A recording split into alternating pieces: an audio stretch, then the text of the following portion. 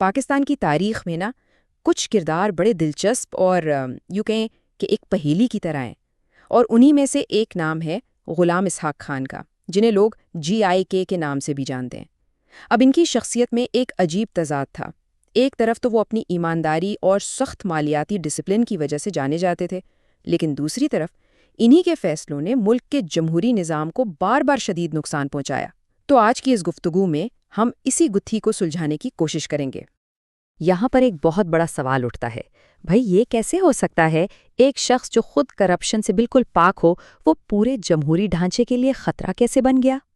اصل میں یہی وہ بنیادی نقطہ ہے، وہ پہیلی ہے جسے اگر ہم سمجھ لیں تو غلام اسحاق خان کی زندگی اور ان کا پورا دور صدارت سمجھ میں آ جائے گا۔ اچھا، تو صدر بننے سے بہت پہلے غلام اسحاق خان کی اصل پہچان ایک انتہائی منجھے ہوئے اور طاقتور بیوروکریٹ کی تھی۔ ان کی کہانی کی شروعات سیاست کے شور شرابے والے ایوانوں سے نہیں ہوئی، نہیں، بلکہ سرکاری دفتروں کی فائلوں اور ضابطوں کی دنیا سے ہوئی تھی۔ ان کا سفر دیکھیں تو بنوں کے ایک عام سے گھر سے شروع ہو کر ایوان صدر تک پہنچنے میں کئی دہائیاں لگیں۔ انہوں نے تو برطانوی راج میں انڈین سول سروس جوائن کی تھی، پھر جب پاکستان بنا تو ملک کے بڑے سے بڑے اہم ترین مالیاتی اور انتظامی عہدوں پر فائز رہے۔ اسٹیٹ بینک کے گورنر بنے، پھر چیئرمین سینٹ، مطلب ہر مقام پر انہوں نے اپنی قابلیت اور اہلیت کا لوہا منوایا۔ شخصیت کے لحاظ سے غلام اسحاق خان ایک کلاسک ٹیکنوکریٹ تھے، مطلب ایک ایسے شخص جو سیاستدانوں کی تقریروں اور نعرے بازی سے بالکل دور رہتے تھے۔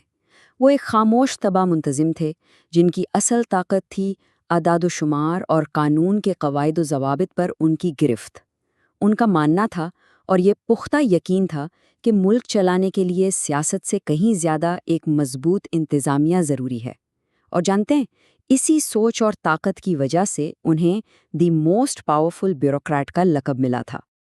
اور پھر جب وہ صدر کے عہدے پر پہنچے تو ان کے ہاتھ میں آئین کی ایک ایسی شک آ گئی جس نے سب کچھ بدل دیا۔ اس نے انہیں اتنے اختیارات دیے کہ وہ ایک طرح سے ان کا سب سے بڑا ہتھیار بن گئی، اور اسی ہتھیار نے ان کے پورے دور صدارت کی تاریخ لکھی۔ تو سوال یہ ہے کہ یہ آرٹیکل 58(2) آخر تھا کیا؟ دیکھیں، اگر بالکل سادہ لفظوں میں سمجھے نا تو یہ صدر کے ہاتھ میں ایک نیوکلیئر بٹن جیسا تھا، ایک ایسا اختیار جسے استعمال کر کے وہ جب چاہیں منتخب وزیر اعظم اور پوری پارلیمنٹ کو برخاست کر کے گھر بھیج سکتے تھے۔ یہ اختیار دراصل جنرل ضیاء الحق کے دور میں آئین کا حصہ بنایا گیا تھا، اور اسی نے صدر کے عہدے کو ملک کا سب سے طاقتور عہدہ بنا دیا تھا۔ اور غلام اسحاق خان نے اس اختیار کو استعمال کرنے میں ذرا بھی دیر نہیں لگائی، کوئی ہچکچاہٹ نہیں دکھائی۔ آپ سوچیں، صرف 3 سال کے مختصر عرصے میں انہوں نے دو منتخب حکومتوں کو فارغ کر دیا۔ پہلے 1990 میں بے نظیر بھٹو کی حکومت گئی، اور پھر 1993 میں نواز شریف کی حکومت۔ ظاہر ہے ان فیصلوں نے ملک میں ایک شدید سیاسی بحران پیدا کیا اور جمہوری عمل کو بہت گہری ضرب لگائی۔ لیکن ان کا جو دوسرا بڑا قدم تھا نا، یعنی نواز شریف کی حکومت کو برطرف کرنا، وہ تو ایک ایسے آئینی بحران میں بدل گیا جس نے ملک کے پورے نظام کو جیسے مفلوج کر کے رکھ دیا۔ یہ صدر اور وزیر اعظم کے درمیان اختیارات کی ایک کھلی جنگ تھی، ایک سیدھا ٹکراؤ۔ یہ ٹکراؤ واقعی بے مثال تھا۔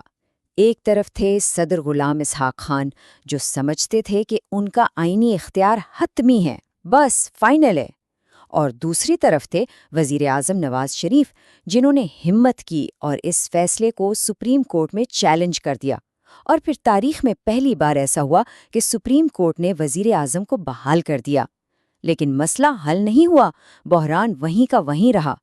دونوں لیڈر ایک دوسرے کے سامنے ڈٹے ہوئے تھے، اور نتیجہ، ملک کا پورا انتظامی ڈھانچہ بالکل جام ہو کر رہ گیا۔ آخرکار اس تعطل کو توڑنے کے لیے فوج کو مداخلت کرنا پڑی۔ اس وقت کے جو آرمی چیف تھے، جنرل وحید کاکڑ، انہوں نے ایک فارمولا پیش کیا جو تاریخ میں کاکڑ فارمولا کے نام سے مشہور ہوا، اور اس فارمولے کے تحت ملک کو اس بحران سے نکالنے کا ایک ہی راستہ تھا کہ صدر اور وزیر اعظم دونوں اپنے عہدے سے استعفیٰ دے دیں۔ یہ واقعی پاکستان کی تاریخ کا ایک بڑا اہم موڑ تھا، جب 2 سب سے بڑے سیاسی کھلاڑیوں کو ایک ساتھ میدان چھوڑنا پڑا۔ تو اب ہم واپس وہیں آتے ہیں جہاں سے ہم نے بات شروع کی تھی۔ آخر غلام اسحاق خان کی میراث کیا ہے؟ انہیں کس نظر سے دیکھا جائے؟ ایک ایماندار اور قابل منتظم کے طور پر، یا پھر ایک ایسے آمر کے طور پر جس نے جمہوریت کی جڑیں مضبوط نہیں ہونے دی؟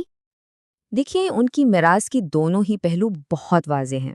ایک طرف اس بات میں کوئی شک نہیں ہے کہ وہ ذاتی طور پر ایک انتہائی ایماندار اور سادہ زندگی گزارنے والے انسان تھے۔ انہوں نے مالیاتی معاملات میں بہت سخت ڈسپلن قائم رکھا۔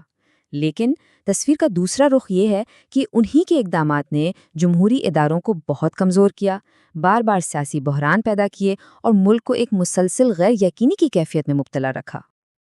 اور شاید یہی بات ان کی پوری کہانی کا نچوڑ ہے۔